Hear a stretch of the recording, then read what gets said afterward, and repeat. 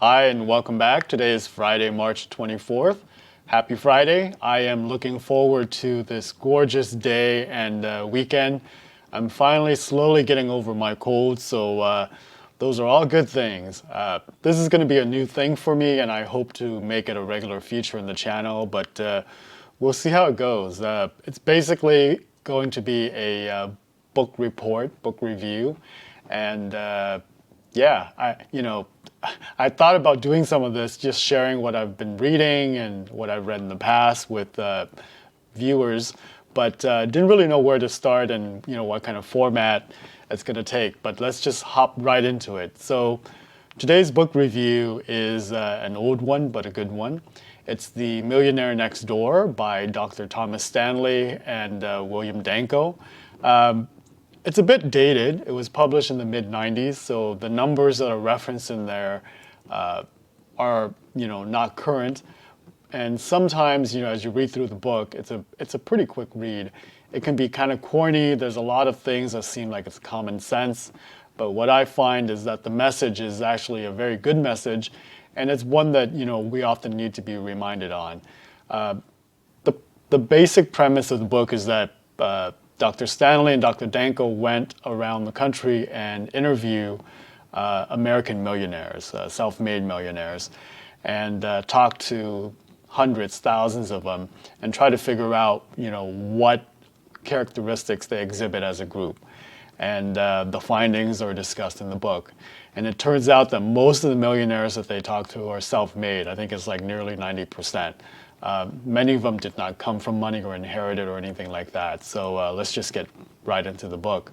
So the main idea is that ordinary people can become millionaires. It may be easier if you're an entrepreneur and start a business and do that, but regular W-2 workers can do it as well. And in fact, if you have a normal job versus a more high-paying job, you may actually have an easier time getting to millionaire status. The formula is pretty simple. It's time-tested and it's common sense, but basically living below your means and then investing that surplus. Another key takeaway is to be rich and don't just look rich. The one that I like the most out of the book is the concept of playing good offense and defense. I'll go into that when I get to that idea. Selecting a partner who's more frugal than you. Being frugal is not the same as being cheap, and if you want to be a millionaire, you should learn the difference. And then lastly, one of the big ideas is just to pay well for good advice and recognize what is good advice versus not. So in terms of being a millionaire, yes, it can be easier to get to that goal if you take on more risk to start a business, but any regular W-2 worker, and even those that are not making, six-figure salaries, can get there with time. There are plenty of examples, even in recent times, where just ordinary workers have achieved that status. So it's definitely doable. I'm going to give you two examples, and I'm going to link to an article where you can read more about some of these kind of just everyday millionaire. So there was a secretary in New York named Sylvia Bloom that when she passed in 2016, she left over $8 million to charity. And she achieved that being a legal secretary and just living below her means, saving and investing that extra. There was also a JCPenney janitor named Ronald Reed who left nearly $5 million to a local hospital when he died.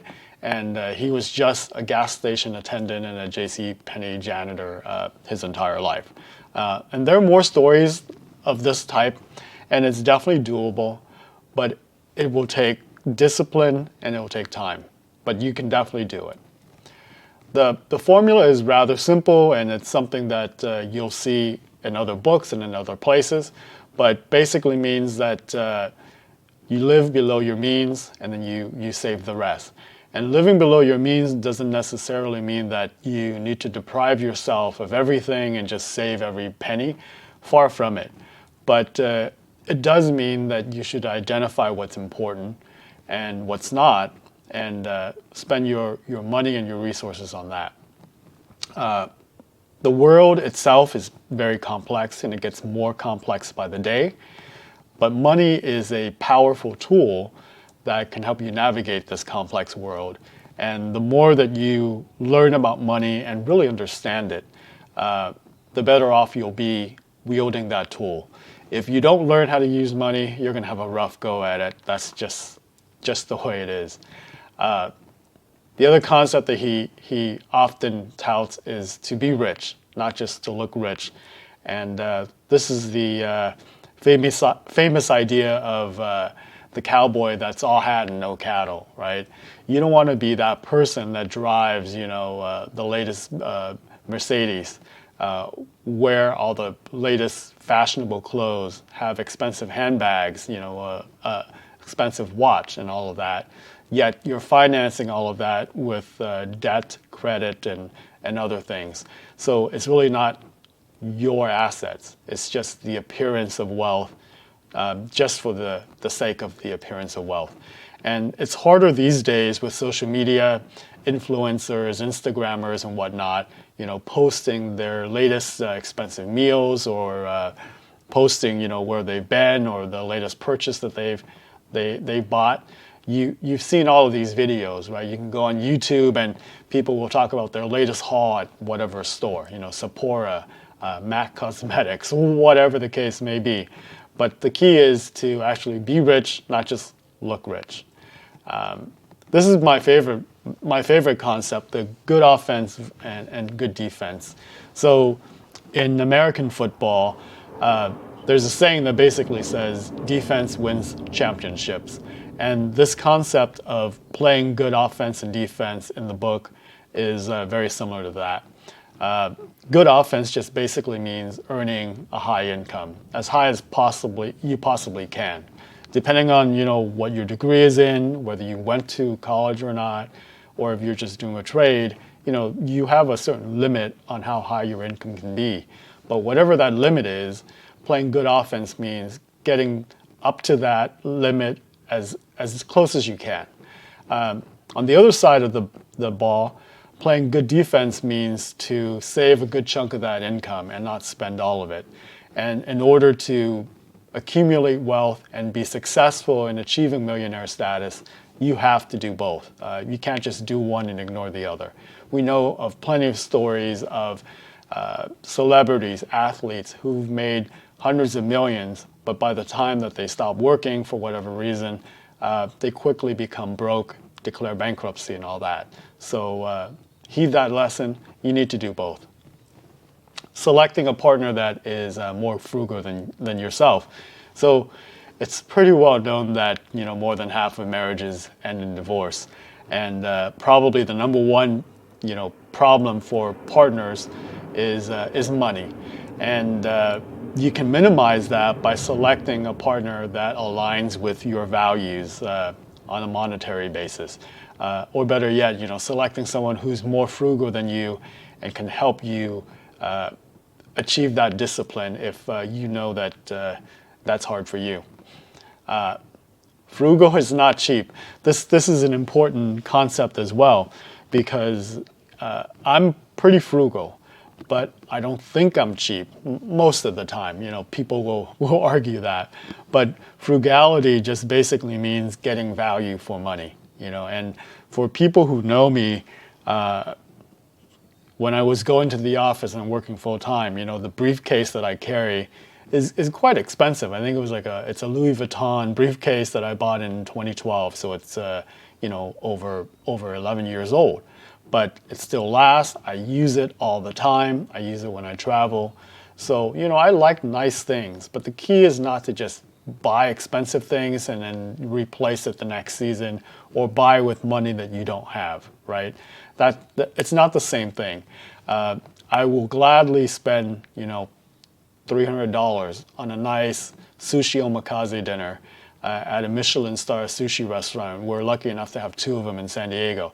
So it's not about being cheap. It's about recognizing what's important to you and getting the value out of it. But you need to know the difference. Cheap is just cheap. Sometimes I am quite cheap and I pinch pennies, even though I don't mean to and I don't like that part of myself. I think that's more from growing up poor than anything else. But there is a difference in being frugal versus being cheap, and you should learn the difference.